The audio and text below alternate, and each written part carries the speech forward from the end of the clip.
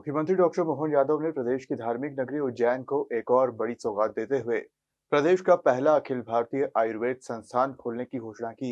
राजधानी भोपाल में आयुर्वेद महापर्व 2025 का शुभारंभ करते हुए सीएम डॉक्टर मोहन यादव ने कहा कि प्रदेश में अब हिंदी में यूनानी चिकित्सा की पढ़ाई होगी। सोमवार को राजधानी भोपाल में पंडित खुशीलाल आयुर्वेदिक संस्थान में आयोजित आयुर्वेद महापर्व 2025 की शुरुआत हुई है। मुख्यमंत्री मोहन यादव भी इस कार्यक्रम में शामिल हुए हैं। इस अवसर पर उन्होंने आयुर्वेद की महत्ता बताते हुए कहा कि जो एक बार आयुर्वेद को जान लेता है वो फिर किसी और को नहीं मानता।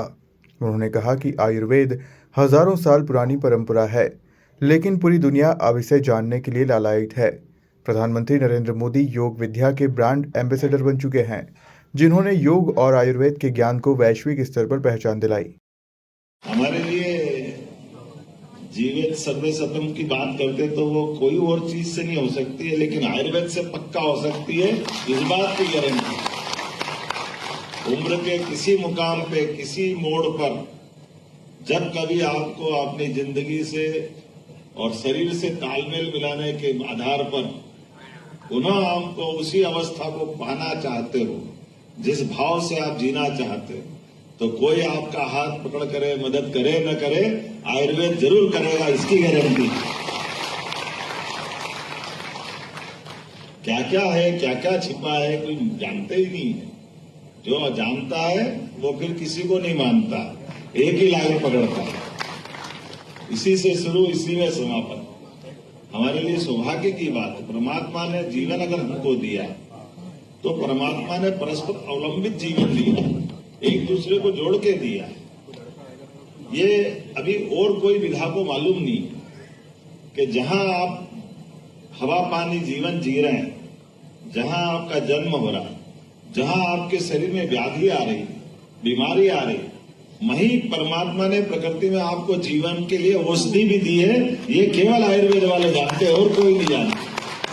सीएम डॉक्टर मोहन यादव ने कहा कि प्रदेश में अब हिंदी में यूनानी चिकित्सा की पढ़ाई होगी। साथ ही सम्राट विक्रमादित्य की न्याय परंपरा के आधार पर उज्जैन में अखिल भारतीय आयुर्वेद संस्थान खोलने की घोषणा की। इस बात की प्रसन्नता है कि जब हम यहाँ अपने इस जगह बात कर रहे हैं, और ये वो राज्य है मध्य प्रदेश जिसने एलोपैथी को भी सारी विधाओं को पढ़ाने के लिए हिंदी को प्रोत्साहन दिया है। हमारे अगर इंजीनियरिंग के या मेडिकल के एलोपैथिक विधा से भी निकलने वाले बच्चे अगर राष्ट्रभाषा में पढ़ना चाहे तो हमने उस लिपि को भी स्वीकार किया। तो जब इस तरफ बढ़ रहे तो यूनानी की बात क्यों छूट रही है? यूनानी को भी हिंदी में पढ़ाया जाएगा हमारे प्रदेश के अंदर। आपने कहा क्लिनिक और नर्सिंग होम पंजीयन की प्रक्रिया में स्वास्थ्य विभाग तकलीफ देता है या स्वास्थ्य विभाग के पास जाना पड़ता है, और मैं मान के चलता कि वाकई ये आयुष का काम है। आने वाले समय में आयुष को ही ये काम दिया जाएगा ताकि वो अपने इस दिशा में आगे बढ़े। आयुष सीमा की मैंने घोषणा कर दी थी, मालूम पड़ा कि कोई दिक्कत आई है फाइनेंस वगैरह की, सारी दिक्कत दूर करेंगे। बिल्कुल 65 साल का आपको हक मिलेगा, हमारे लिए इसमें क्या तकलीफ। 62 से 65 हमारे बीच में जितने भी प्रकार के बाकी चिकित्सक है वो 65 तक करते, तो आप भी करना चाहिए। ये मध्य प्रदेश सरकार को इसमें कोई तकलीफ नहीं, निश्चित रूप से करेंगे। आपने कहा कि अखिल भारतीय आयुर्वेद संस्थान, ये जरूर हम इस पे काम कर रहे हैं। निश्चित रूप से इसको उज्जैन में खोला जाएगा। हमारा बहुत अच्छा कॉलेज है, हमारी घोषणा भी है, भारत सरकार के पास वो विचाराधीन भी है। निश्चित रूप से हम इसको खोलेंगे। क्रय नीति में भी परिवर्तन कर छत्तीसगढ़ और अन्य राज्य की तरह बनाने की आपने बात कही है, तो हम तो इंडस्ट्रियों को प्रोत्साहन दे ही रहे हैं।